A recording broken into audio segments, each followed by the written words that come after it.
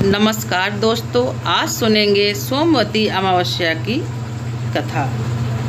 तो दोस्तों, एक गांव में एक साहूकार और एक साहूकारनी रहते थे। उनके 7 बेटे और एक बेटी थी। उसी गांव में एक ब्राह्मण भिक्षा मांगने आया करता था। जब भी वो बेटी भिक्षा देने जाती, ब्राह्मण मना कर देता और उनके घर की जब बहू जाती तो भिक्षा ले लेता। ये सोचकर बेटी बहुत परेशान थी। उसने अपनी माँ को बताया। माँ भी बहुत परेशान हो गई और माँ ने कहा कि जब वो भिक्षा लेने आए तो मुझे बताना।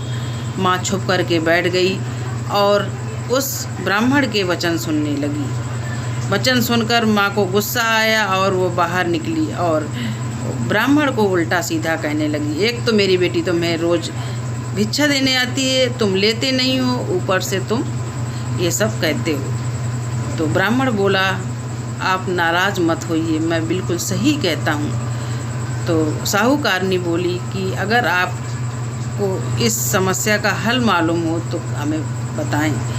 तो साधु यानी कि ब्राह्मण ने कहा कि यहाँ से काफ़ी दूर एक सोमा नाम की धोबिन रहती है, जो कि बहुत ज़्यादा पूजारिन है, बहुत पूजा पाठ करती है, सोमवती अमावस्या का व्रत रहती है। वो अगर चाहे तो तुम्हारी बेटी का भाग्य बदल सकती है। तुम उसके पास जाकर उसको खुश करो। एक दिन साहूकारनी पैदल चलते चलते चलते पीपल के पेड़ के नीचे बैठ गई। वहाँ पर उन्हें गरुड़ मिले और उन्होंने सोमा धोबिन के घर का रास्ता बताया।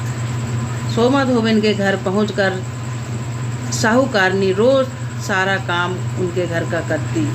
सोमा धोबिन ने सोचा कि मेरे भी 7 बहुएं हैं, ये लोग लगता है आजकल बहुत प्रेम से रहती हैं और घर का सारा काम मेरे उठने के पहले ही हो जाता है।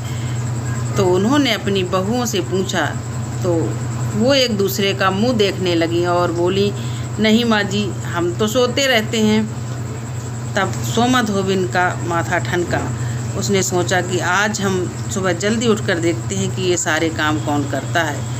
तभी उन्होंने देखा कि मुंह ढके हुए एक महिला आई और जिसने हमारे घर के सारे काम किए। उन्होंने उससे पूछा कि तुम कौन हो, तुम क्यों आती हो और तुम हमारे घर के सारे काम क्यों करती हो। वो हाथ जोड़कर साहूकारनी बोली कि मैं बहुत परेशान हूँ और मुझे आपसे एक बहुत ज़रूरी काम है। तो बोली, बताओ। तभी साहूकारनी ने कहा कि आप मुझे वचन दीजिए कि आप मेरी मदद करेंगी। सोमा धोबिन बोली, हाँ, मैं बिल्कुल तुम्हारी मदद करूँगी। तब अपनी सारी बात उस साहूकारनी ने सोमा धोबिन से कह सुनाई और कहा कि मेरी बेटी का विवाह तय हो गया है और आप आ करके मेरी बेटी के विवाह में मेरी बेटी को सुहाग दें। धोबिन बोली, मैं ज़रूर आऊँगी। शादी होने वाली है, फेरे पड़ने वाले हैं। तभी वहाँ पर एक सर्प लहराता हुआ आता है।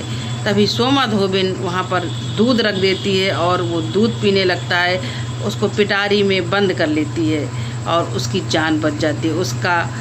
उसकी बेटी का सुहाग उजड़ने से पहले बच जाता है और सोमा धोबिन उसे सुहाग दे करके जब जाने लगती है तो साथ में एक धागा और एक बढ़िया टाइप की घड़ा छोटा सा लेकर जाती है। चलते चलते रास्ते में सोमवती अमावस्या पड़ती है तो वो पीपल के पेड़ के नीचे रुक करके भगवान शंकर का पूजन करती है, पीपल का पूजन करती है, सोमवती अमावस्या का पूजन करती है।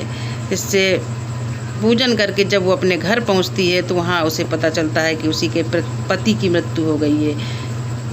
वो वहाँ पर जाकर पूजा का जल अपने पति पर छिड़कती है तो उनके पति जीवित हो जाते हैं। जैसे सोमा धोबिन के पति की लंबी उम्र हुई और उस कन्या के पति की लंबी उम्र हुई, इसी तरह सब श्रोतागणों की पतियों की खूब लंबी उम्र हो। बस यही हमारी मंगल कामना है। बोलिए सोमवती अमावस्या माता की जय।